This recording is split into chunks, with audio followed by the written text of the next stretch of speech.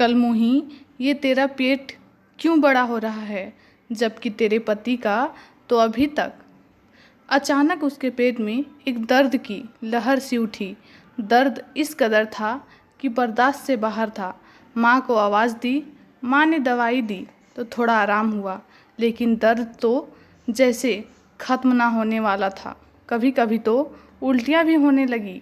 सब घर वाले अब उसे शक की निगाह से देखने लगे। पेट बढ़ता जा रहा था, उसके साथ साथ दर्द भी। घर वालों ने तो सवालात भी शुरू कर दिए थे। कलमुही, ये तेरा पेट क्यों बढ़ रहा है, जबकि तेरे पति का तो अभी नामो निशान भी नहीं है। बता, किसके साथ मुंह काला करके आई है। यह दर्द इतना तकलीफ़ वाला नहीं था जितना घर वालों का बेतबार होना तकलीफ़ दे रहा था। आहिस्ता आहिस्ता सबने बात करना भी बंद कर दिया। कभी जो एकलौती बेटी, एकलौती बहन होने पर नाज उठाते थे, आज वह लोग बात करना भी गवारा नहीं कर रहे हैं। माँ, जो उसकी हल्की सी बीमारी पर तड़प उठती थी, वह आज उसकी मृत्यु के लिए प्रार्थना कर रही थी। उसके लिए खाना पीना बंद कर दिया गया। वह दर्द से तड़पती रहती और बस सबका यही जवाब होता, जिसका पाप है जाकर उसे बता। जुल्म इस हद तक बढ़ गया कि वह माँ बाप जो औलाद के लिए ज़िंदगी की किरण होते हैं, जिनके तले औलाद खुद को सुरक्षित समझती है, वो ही मौत का सामान तैयार करने में लग गए। खाने में जहर मिलाया, वो उसे खिला दिया। खाना खाते ही वो तड़पने लगी और कहने लगी, माँ, एक बार अपनी बेटी को गले से लगा लो, बस एक बार। मैं यह दर्द सहन नहीं कर पा रही हूँ। शायद आपके आंचल की छावों में यह दर्द दम तोड़ दे। पर माँ पर कोई असर न हुआ।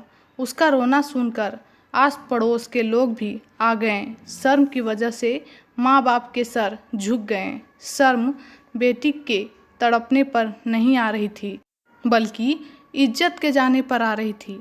सबके कहने पर वह उसे हॉस्पिटल ले गए। ज़्यादा गंभीर हालत में सारे टेस्ट किए गए। लड़की के माँ बाप कहाँ हैं? डॉक्टर ने पूछा और कहा, ज़रा आप मेरे साथ चलिए। आप लोग देखने में पढ़े लिखे लग रहे हैं। आप लोग पढ़ लिख कर इस कद्र अनपढ़ गंवार जानवर कैसे हो सकते हैं? आपकी बेटी के पेट में रसोली है जो बहुत हद तक बढ़ चुकी है। इसका इलाज तो किसी न किसी तरह हो जाता, लेकिन उसे जहर दिया गया है। आपने इतनी लापरवाही कैसे बरती? डॉक्टर बोल रहा था और उनके होंठ उड़ रहे थे, आंसू निकल रहे थे और आवाज़ साथ छोड़ गई थी। हे ऊपर वाले, यह क्या पाप कर बैठे? जहर पूरे जिस्म में फैल चुका था। डॉक्टर ने कहा, फ़ौरन ऑपरेशन करना होगा। हम पूरी कोशिश करेंगे, बस ऊपर वाले से प्रार्थना करें कि वह बच जाए, वरना शायद ऊपर वाला भी यह जुल्म ना माफ़ करे। ऑपरेशन थिएटर ले जाते हुए माँ ने बेटी का चेहरा देखा तो महीनों से देखना गवारा नहीं कर रही थी। उसके चेहरे पर जिंदगी की कोई उम्मीद नहीं थी और ना जीने की तमन्ना थी। उसके हाथों में अपना हाथ थामे वह उसे देख रही थी और कुछ कहने के लिए जुबान साथ नहीं दे रही थी।